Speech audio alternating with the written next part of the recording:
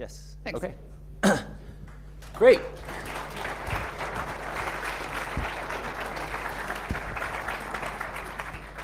So for everyone who saw me on the plane this morning, desperately making these slides, it was all an act. I had these slides done months ago, so I fooled everyone. So the name of my talk is Firmware Fat Camp. I want to talk about defensive techniques that I've been working on at Columbia University. That's part of my PhD thesis work for retrofitting embedded devices, removing vulnerabilities from them automatically, and fortifying their code to make exploitation of those devices more difficult. But we're not really going to do that, not yet. I want to talk about something more fun. I want to talk about Funtena. And you can see this is my super awesome, very professionally made antenna here that we brought for you guys. And this is really to finish up a presentation that I did last year. I came here and I talked about the Cisco phone exploitation that we did.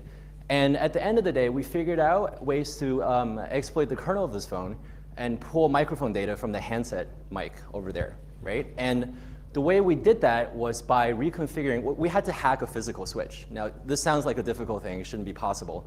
But it was, and the reason why it was because that switch was connected to a GPIO pin, a general purpose input and output pin, which we reconfigured from input to output to fool the software into thinking that the handset was picked up when it really wasn't. So that worked. And when we did that, we looked at the pin now, and all of a sudden it occurred to us that if we can reconfigure this pin and have it turn up high and low and high and low, if we can do that fast enough, we probably would be able to make an antenna, a transmitter out of it to exfiltrate arbitrary data from this phone at pretty low frequency probably, but still something that you can pick up using something like an EDIS research like USRP, SDR, or really like an AM radio hooked up to your audio, your sound card. So we looked at it, it seemed reasonable, and we went home and we didn't really do anything about it, and it bugged me for a long time. And I really had to mythbuster this thing out to really see if this type of attack, this type of technique would work at all. And we did that, and here is the result that I'd like to show you guys. So first, what is the definition of Funtena? Funtena is a software payload that intentionally causes the host hardware, right, to act as an improvised RF transmitter using existing hardware, which are typically not designed for RF emanation, right? In sort of signal intelligence parlance, this is more like a piece of software that intentionally causes compromising emanation. So if we're talking about intentionally causing emanation, let's talk about unintentional compromising emanation. There's a lot of work, a lot of prior art in this area. Most of it is classified awesome sauce. Not a lot of it is unclassified, so there's not a lot of detail, but some things have slipped out, and I want to tell a story about, this is a story that Peter Wright told. He was a MI5 counterintelligence officer who wrote a book about his life and work called Spycatcher. So this story takes place in 1960, okay? This is an embassy, you can tell because the table is embassy-like, right? And on this embassy is a telex, a teletype device, right? I had to, oh, and this is a French embassy, so there's that. I had to Google what a teletype looked like. This is my rendition of what it probably didn't look like. But because this is inside an embassy, this is not a typical teletype. This is a super secret crypto teletype, right? In the way, oh, and it also has a cable back to the mothership, right? Probably to somebody in France. So that this is the way it works. You type in clear text, okay? And this machine encrypted the clear text and sent out ciphertext. And that's good, but it turns out ciphertext is really hard to read, and the British intelligence people wanted to read what was going on inside the French embassy. And they couldn't really figure out an easy way to crack the encryption, so they turned to something else. They noticed that if you watch the output of this cable, right, along with the ciphertext, there was what they called an electronic echo of the clear text, right, along with the signal. And this happened because the device wasn't properly shielded, so every time you press the button on the device, there's enough EM emanation that would trickle down to the wire that would tell the observer which key was pressed on the thing along with the ciphertext that was being transmitted. So this is a really good example of unintentional compromising emanation. Like I said, most of this stuff is classified, but some of this work has been made out into the public. For example, Van Eck phreaking, right? This was a paper that was published in the 60s, I guess, 80s, that basically said that you can reconstruct the output of CRT displays by looking at the RF emanation of that device in real time, right? So you can listen with a radio and reconstruct the words that are being printed on CRTs. And this makes sense because CRT is a big electron gun that's scanning around. It's putting out a lot of power.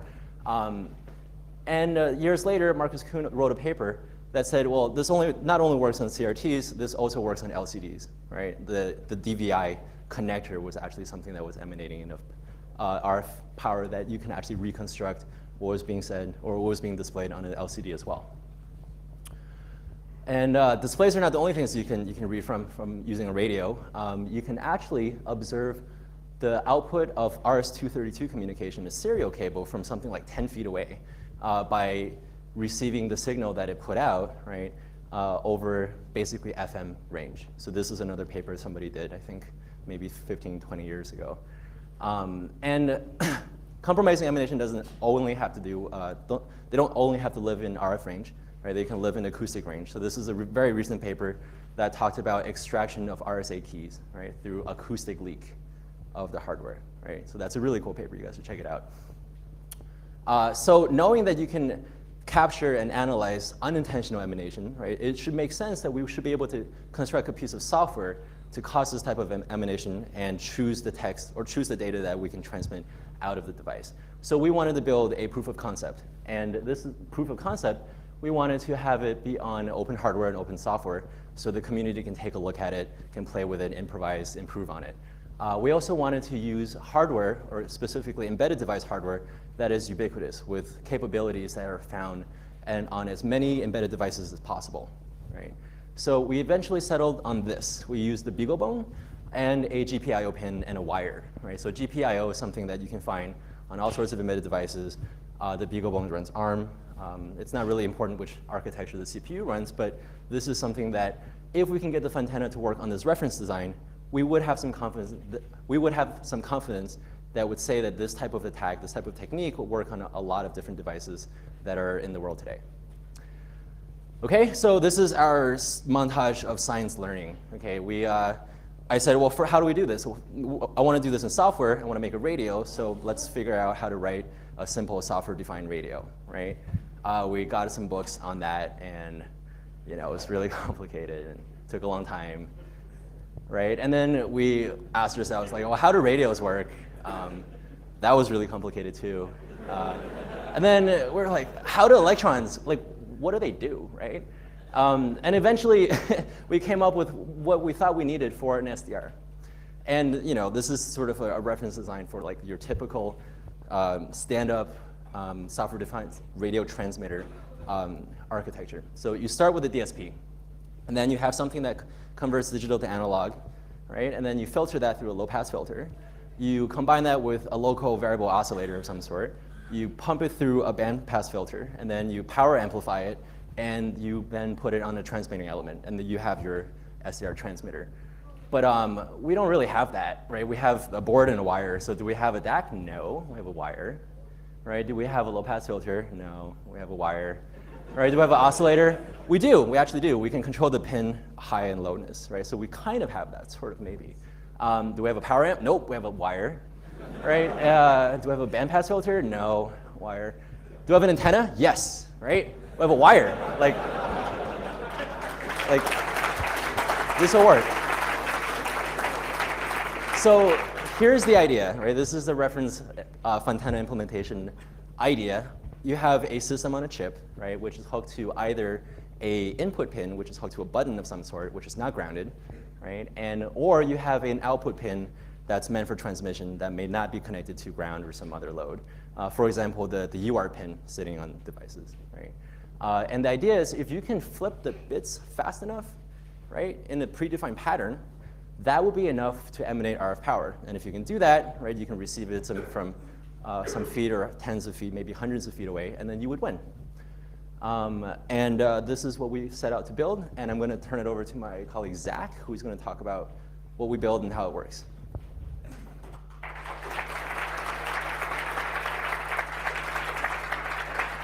Hey, so I'm Zach. I worked with Ong on the reference implementation of the Fontana, and I want to talk. We registered the domain name fontana.org. Don't go there. because it is empty right now. We spent most of today trying to fix our demo.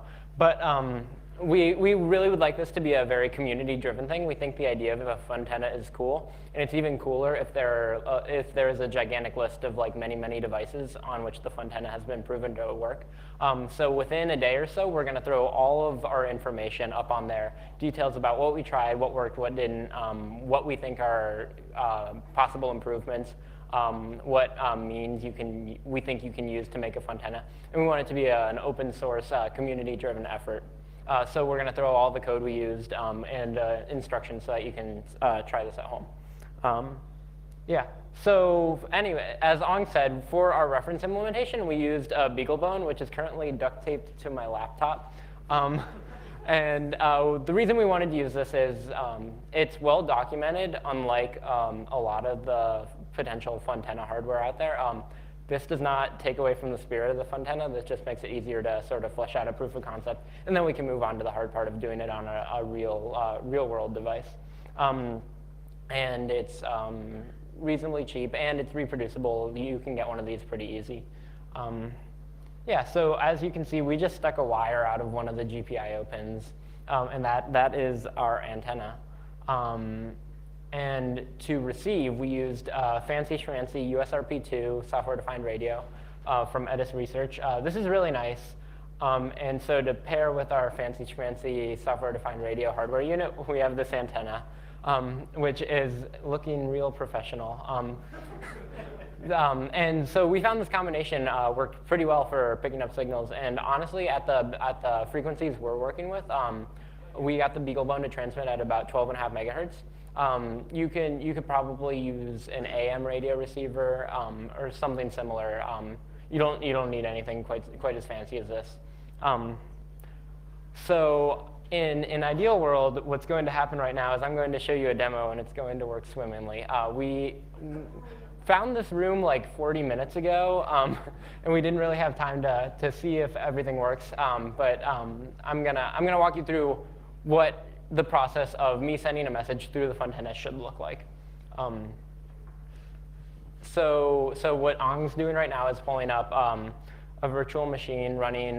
GNU Radio has a nice suite of equipment for working with, or software for working with software-defined radio. It does a bunch of signal processing, and we wrote some of our own stuff to go along with that.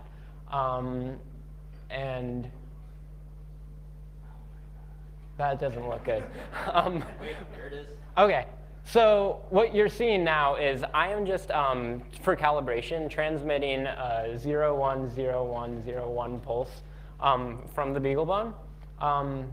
That does not look the best. You want to restart it here? Yeah. I'll hold the antenna. OK.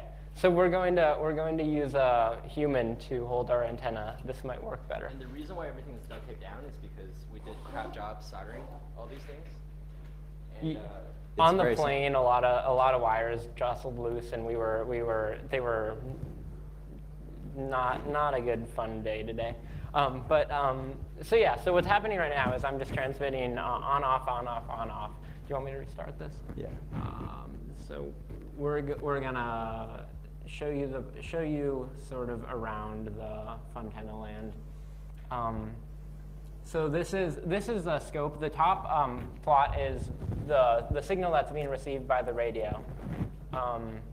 And hopefully you'll see pretty soon this nice on-off pattern, which is what we're sending out. That signal is being generated by the wire on the BeagleBone on my laptop, or that is taped to my laptop. And down here is we're trying to parse that into a 010101. And sort of the flow for this is we have the signal coming out of the USRP through a bandpass filter that captures the band or the frequency we're interested in, smooths it out with a RMS. We use gain control to hopefully be able to deal with any signal strength. We average it to smooth it out. We take a threshold to convert it into binary 0-1. This logic here is logic we wrote to sample, hopefully one sample per bit that we're broadcasting. And I'll get into the nitty-gritty of the protocols we were using. And then we ham encoded our data for error tolerance. And then this looks like a mess down here, but it really just packs the nibbles we get out of the ham encode data back into bytes. And that information comes out into this file right here. Do you want to move your Oh. monitor a little bit? Yeah, so let's see if we can't get a stronger signal here. Is this thing running? Yeah. Whoa. Here, let's restart that. Okay. Yeah, and then I'll explain a little more in detail about the BeagleBone in a flash. But as Ang said, all we're doing is turning high, low, high, low, high, low, and as fast as we possibly can in order to get a signal. And if all goes well in a minute, I'll have a message for you. Yeah, so the BeagleBone, like I said, there's documentation about it. We wrote a kernel module that just toggles on, off, on, off, on, off as fast as we possibly can. And we came up with a duration for each symbol. We used what's called on-off keying. So we either transmitted a signal for a 1 or didn't transmit a signal for a 0. Like Ang said, we don't really know anything about radios, and this is why we want it to be a community-driven effort. I'm sure many of you are much better at RF than we are. So if you can make improvements that prevent things like this from happening, to make it, because the reason this is not working is due to us and not due to this. But yeah. But it's leveling out now. Okay. I think this just has to do with interference in the room around this frequency, maybe. Yeah. Do you want to wiggle that pin a little bit? This one. Oh wait, no, it's so much better now. I will not move. Okay, this is the reason why we had to duct tape everything down, because he brought this, and it's totally paying off, because the wires are kind of loose, and it really matters, the connection between that wire and the board. But you can see now there's a pretty clear waveform, right? And this is the BeagleBone just flipping its pin on and off, and it's transmitting, good amount of distance. And with a better antenna, like the one we have in our office, this can go much further. All right. So don't move your finger. Let's try to transmit something here, right? Let's go for gold.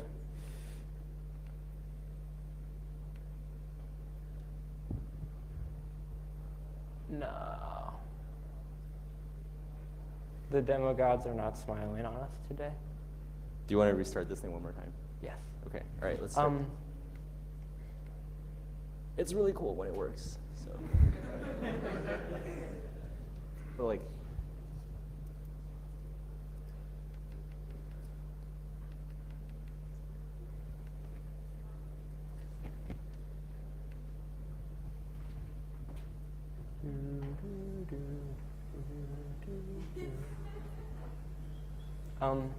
yeah, anyway, so a little more about what we're doing behind the scenes. So that on-off keying is not the best method of transmitting data, but again, the dead simplest path to a proof of concept. We've seen this work successfully. We're not just messing with you all. At a distance of up to 30 feet, and I think the signal was strong enough that we probably could have gone a little further. We were limited by the room because we are work in New York where there's zero space for activities. All right, so that looks like it's nice and stable. I'm going to try to not move my finger. look, it worked. Don't move, don't breathe.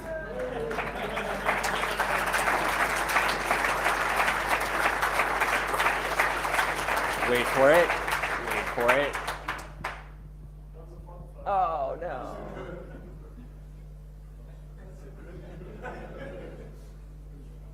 That was ASCII art.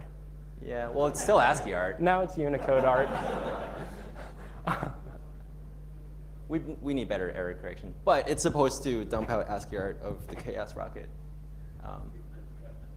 We'll show you later. Good enough. We'll put it on the website. But you can see this thing is transmitting, right? Yeah. Cool. So you want to head back to the slides?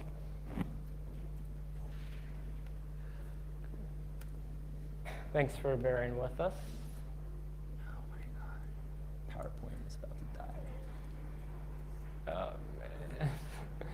well.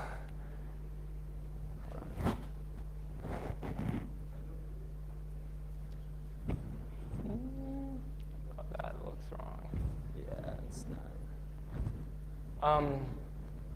So anyways, we're using on-off keying. We decided arbitrarily that we'd use 100,000 on-off cycles per bit.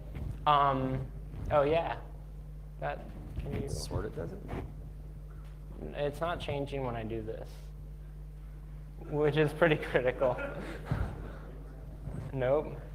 All right, hold on. I could do this. Okay. So we fixed the set signal duration per bit. We wrote our messages in a format that involved prolog of 11001100 just to let us know that we're transmitting a packet, and then you encode the packet length, and then we Hamming encoded the data, which supposedly protects against errors. We used a Hamming 7.4 code, so for each nibble of information that we were transmitting, if we have 1 bit flip, it gets corrected. If we have 2, it doesn't, and I think that's what we saw there. But sometimes this works and it's cool. Yeah, so this is exactly what I was talking about with the on-off keying. We used 100,000 cycles per bit, and these are all parameters that could be toggled for improvement. Yeah, and then our data comes in the Hamming code. So some of the real world issues we were struggling with that people who make nice like network cards and stuff don't have to deal with. We were doing all the bit flipping in CPU, so things were getting preempted, and our symbols were of irregular duration. You can see that's 11 milliseconds, that's 12 milliseconds. This is a very scientific drawing, 7 or 9, right? And so all the bits are like slightly different lengths. So I'm sure you could design the over-the-air protocol in a way that would cope with this a little better. It stopped again. Wait. Did I? Okay, keep going. Yeah. Better? Yes. Okay. And so combined with that prior thing, we have the idea of sample drift, which is when something goes wrong, it can go really, really wrong. We try to sample in the middle of each bit, but if it's a bunch of all low values, we might sample too many times, and then from that point on, everything looks bad. And again, people who know radios, hopefully you all can deal with this stuff. But so the bandwidth we got was also pretty unimpressive. We were doing 12.5 megahertz, 100,000 cycles per bit, which is about 16 bytes per second, which I think I can talk faster than that. But in theory, we should be able to do much faster. I brought it down to 1,500 cycles per bit, which would be about 8.3 kilobits per second. And as you can see on the oscope, there's still a very clearly defined on-off pattern. There's room for other improvements. You could use something better than on-off keying. You could use frequency shift keying. So broadcast at one frequency for 1-0. Broadcast at another for 0-0, another for 0-1, another for 1-1, and get more information out faster. You can do, oh, that's cut off. You can make improvements to the protocol to deal with sample drift to make sure that each byte arrives intact, packets of fixed size, and so on and so forth. And you can do things in the kernel to make it so that the duration is less irregular. And as Ong's going to talk about in a couple minutes, if you do things other than GPIO, you don't run into this problem. Yeah, so that's my bit. So we took our reference implementation and we said, okay, it works on the BeagleBone. Let's go back to the phone that we originally looked at. And this is where the Fontana meets reality and reality one here. So we thought, wouldn't it be nice if the GPIO on the phone worked this way, where all the pins go to buttons, right? And you can just reconfigure the buttons and turn them into little transmitters. It turns out you can fool the software into thinking that the pin has been pressed, right? But when you actually do that, the voltage is not actually pushed out to the pin, to the button. And here's why that happens. And this is not just this specific phone, but we looked at a few other embedded devices too that have GPIO. It turns out GPIO is generally multiplexed, right? So there are about maybe 8 pins of GPIO going to some multiplexer logic, which then goes out to all of the buttons and whatnot, which means you can actually send a current down, right, this path, but it would hit some multiplexing logic and it would actually not emanate very much RF power at all. So we lose there, and we got super bummed, but we went back to the phone and we looked at the other things that are on this board, and we started doing some creative thinking. And we noticed that there are 2 gigabit Ethernet ports here, right? So these are gigabit Ethernet cable or interfaces, and they can obviously flip bits at more or less that speed. And there's also an UART that we can maybe do something with. We went with the more direct approach, not messing with the Ethernet controller. We went directly to the UART, and we thought, well, wouldn't it be really nice if I can just flip the UART pin really fast, right, and have it be a transmitter as well? And this is when I looked at ARM Linux implementation. You can find a lot of source code in the ARM kernel, or in the Linux kernel in ARM, for how this stuff all works. And we looked at the PL011 UART, which is pretty common in the devices that I was looking at. Here's how that all works. For example, the BCM Ring class of processors, system on chips, have what's called an MBA bus, so the advanced microcontroller bus architecture, and the UART sits as a slave on that bus. And that UART has 2 pins, or more than 2, but the one that we really care about is the TXD pin. And the ARM SOC provides a reference clock to the UART, which then the UART divides to set its baud rate appropriately. And you can find the data sheet here. So that this data sheet is publicly available. And there's source code in the Unix kernel, in the Linux kernel. And it turns out you can actually overclock this clock by 4 times and get it to send data really, really fast, right? Much faster than it was supposed to.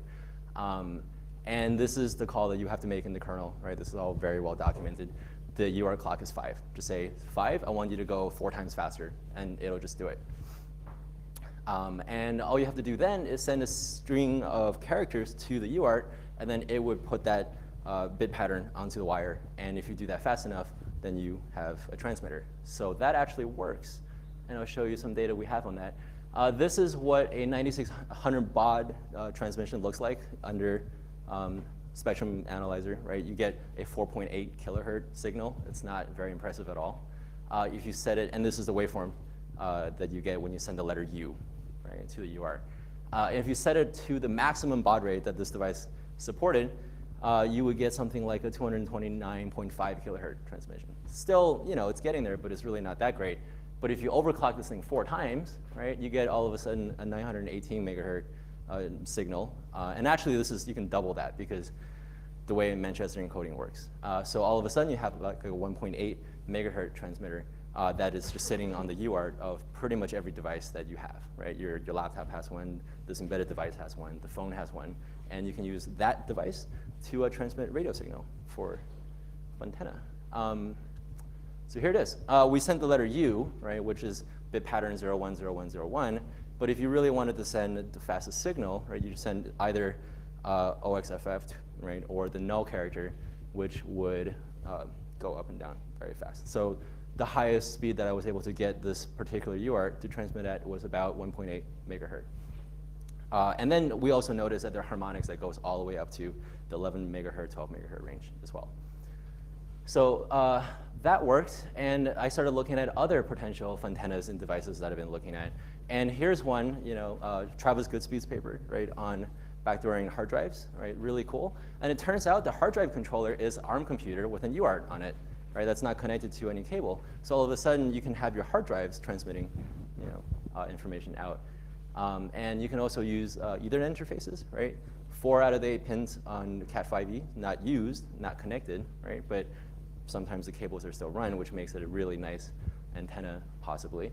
And look at all these ports in your laptop, right? So these are all things that are capable of very high data rates. Now, if you're able to control the software that makes bit patterns come out of these pins, you can potentially use these things as antennas too. So there are all sorts of possibilities in the devices that we have around us. And we hope that with the code that we put up, the community will go out and find more antennas and such. OK, so no more procrastinating. Like, now I have to talk about my PhD research, I guess. It's just called Firmware Fat Camp. I'll more or less make it fast. It's really not called that. It's, in academic speak, it's called Autotomy binary structure randomization. And this is a collection of 2 different techniques that are designed to improve the security of existing embedded devices without requiring hardware modification or access to source code. I'm going to talk about autotomy first, and then binary structure randomization. So autotomy is essentially the idea that your embedded device has a whole bunch of features inside that you don't want, you didn't configure, that you don't really need, and it should never execute. So if that's really the case, so for example, this is a Cisco router, you don't really need MGCP, VRRP, HSRP, every other P, EIGRP, HTTP, SIP, Skinny, DHCP server, maybe, maybe not. You might as well just take it out of the firmware, right? If you could do that, the code is gone. It can never be re-enabled by an attacker. It cannot be reused by the attacker to do malicious things. And one good example of that is lawful intercept, which I think FX has a really good talk on, right? So that's gonna be very interesting because a lot of these routers who don't necessarily need to run lawful intercept actually has the code to do lawful intercept in them. And if you're not familiar with what lawful intercept is exactly what it sounds like it is, right? Lawful intercept. So if you don't have to run lawful intercept code, you might as well just take it out of the router. And I'm going to show you ways, an algorithm, a generalized algorithm to do this automatically. Right? If it's not configured, take it out of the firmware. Now, once you have taken the unnecessary firmware out of, or unnecessary code out of the firmware, you end up with a piece of firmware with a whole bunch of spots in it, right? Empty spaces that you can now all of a sudden use for whatever you want to use. And what if you started moving actual code around into those empty spaces, like an 8 puzzle game, right? So all of a sudden you can do randomization on the binary structure of the code that actually should run, relocating that code into other locations, right? Basically doing something like what address space layout randomization does without any hardware support in 32-bit address space, right? All by just shifting basic blocks around iteratively in a functionality preserving manner. And I'm going to show you some algorithms for doing that. So here's graphically what that looks like, right? You take a piece of firmware and you look at its configuration. So if you don't have the HTTP server configured for your Cisco router, right, you figure out the code that corresponds to the HTTP server, right, and you remove it. And you end up with a piece of firmware that has a bunch of holes. And you take those holes and you split up the basic blocks of the code that you actually do need, right? And you relocate them over and over again, right? Each time you relocate the basic block, you're not changing the functionality of it all. You're just changing the binary structure of it, right? And basically what this means is you introduce a bunch of jumps, right, inside basic blocks. And you get a bunch of different functionally equivalent, binarily different variants of the same firmware, right? So imagine if an attack depended on knowing the specific address of, say, a specific function, right? This type of technique will prevent that attack from happening or from succeeding. So that totally works, and I'll show you a demo running on the Cisco 1871 router, right? The code for the HTTP server has been taken out. I'll show you that in a little bit, but let's look at the generalized algorithm for Autotomy. How do you figure out what code to take out, what code you can take out? Suppose this thing is the HTTP server, right? It has a function entry point that goes out, starts the server, calls a bunch of other helper functions, maybe some library functions, and some other internal functions. So for example, it'll call printf, it'll call function A, B, and C, and then it'll call a library function, right? By recursively traversing this call graph, you can figure out what references each of these functions. You can see other functions outside of this server, right, server X, actually makes reference to printf and lib1, function 1. So in this case, you can't actually remove this code, because if you do, other pieces of code that has nothing to do with the server will break. But if you look, function A, B, and C are only referenced by pieces of code that's a part of the subcall graph, right, of this server. In this case, it's completely safe to remove this code entirely, right, if you disable the server and the server never starts. So you just do that. But first, you have to make sure that the function entry point returns something that won't crash the system, right? You basically do static analysis to figure out what the return code should be here, whether it's just a 0 or error no code. And that, for the general case, is very difficult to do. It's intractable. But for specific cases like this, it's very easy, very predictable. Okay, and then once you do that, you can remove function A, B, and C, and all the data that refers to or is used by these functions exclusively. So you can take out the code and the data by doing this automatic recursive graph traversal. Okay, and then here's an example for this in the general case is really difficult to do, but in specific cases like Cisco iOS, there is enough structure in the operating system in the way that this code is put together that you can absolutely infer which piece of code starts from where and the call graph, et cetera. So for example, we can see that HTTP core, right, starts at a specific address. And you can go from there and apply the generalized Autotomy algorithm to figure out what pieces of code and data can be removed from there. Okay? And then binary structure randomization is basically taking a single basic block and then splitting it into 2 or more basic blocks and relocating them into different places without changing the functionality or the side effect of those basic blocks, right? Taking one basic block and moving it into 2 and adding a jump in between. So this is the very simplest one. It's a basic block split, right? This is the transform that preserves the functionality that just adds a single instruction. So all of a sudden, you can take this basic block and you can move it anywhere you want.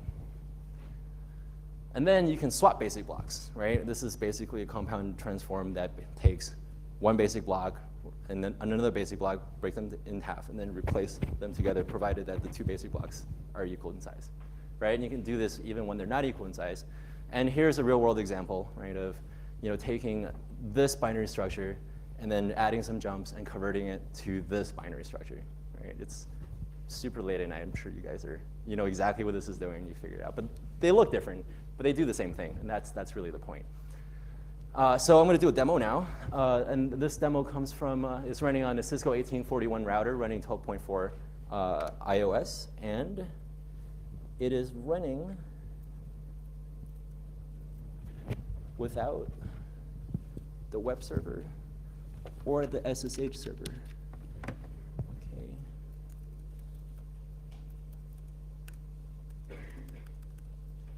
All right, can you guys see that? Okay, so I'm going to enable.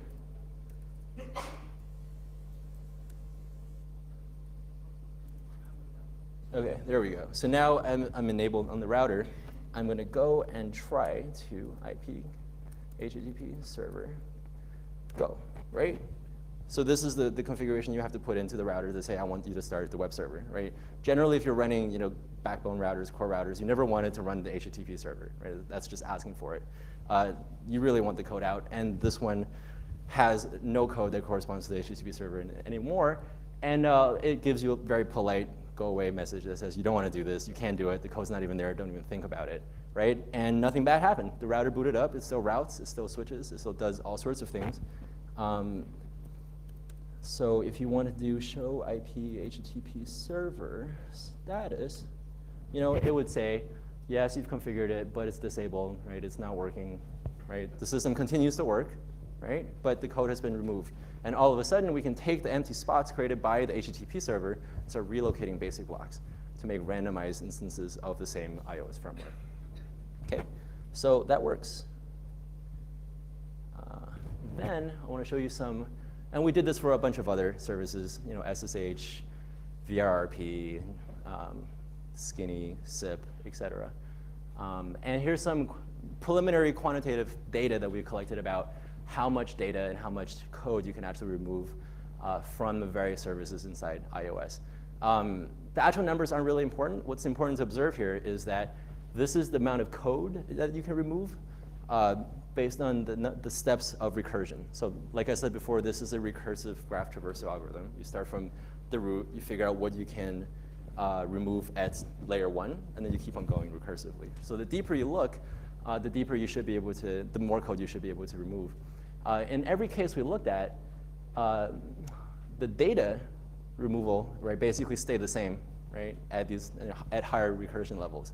And that kind of makes sense because you put your debugging messages usually at the top of the call graph where you're about to start a server, right? You never put a debugging message inside something like malloc, for example, right? And this, to me at least, it makes sense that basically this is saying if you want to just remove data, you don't have to look very deep. But if you want to remove code, the deeper you go, the more code you'll get. At some point, there is a diminishing return, right? So there's going to be some mechanism that will tell you, okay, it's time to stop.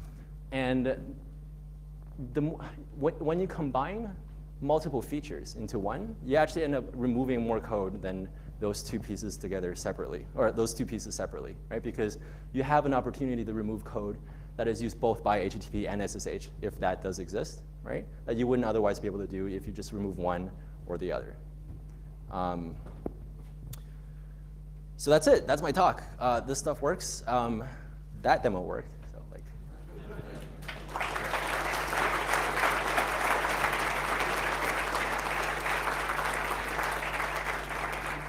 questions? Do I have some time for questions? Or? Yes.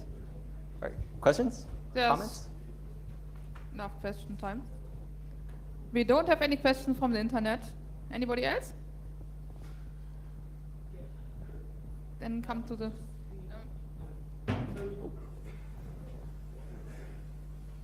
The stuff we did with rearranging blocks of code in firmware, would that be, I don't know if anyone's doing it, would that be just as applicable in normal binaries? Oh yeah, absolutely. But so the question is, we're doing this in firmware. Would it be applicable to general purpose applications inside general purpose computers?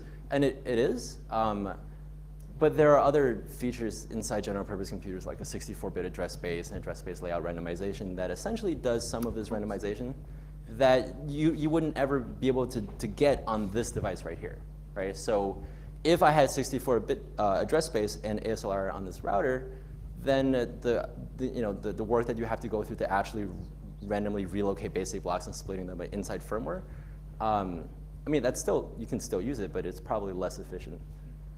But this is designed specifically for legacy embedded devices. Thanks. Any more questions?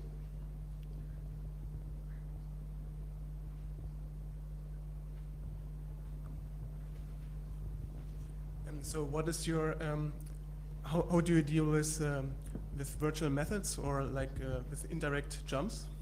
Yeah, so there are always corner cases, right? And the thing to point out about this type of technique is you don't actually have to remove every piece of code, and you don't actually have to remove or relocate the entirety of the code. You can keep the pointer where it is, right? Keep the first instruction to where that pointer is, and then remove the rest of the basic block, right? So if you have a jump that goes to another memory location that has a basic block, you can just take away, you can keep the first two instructions of that basic block and then move the rest of it.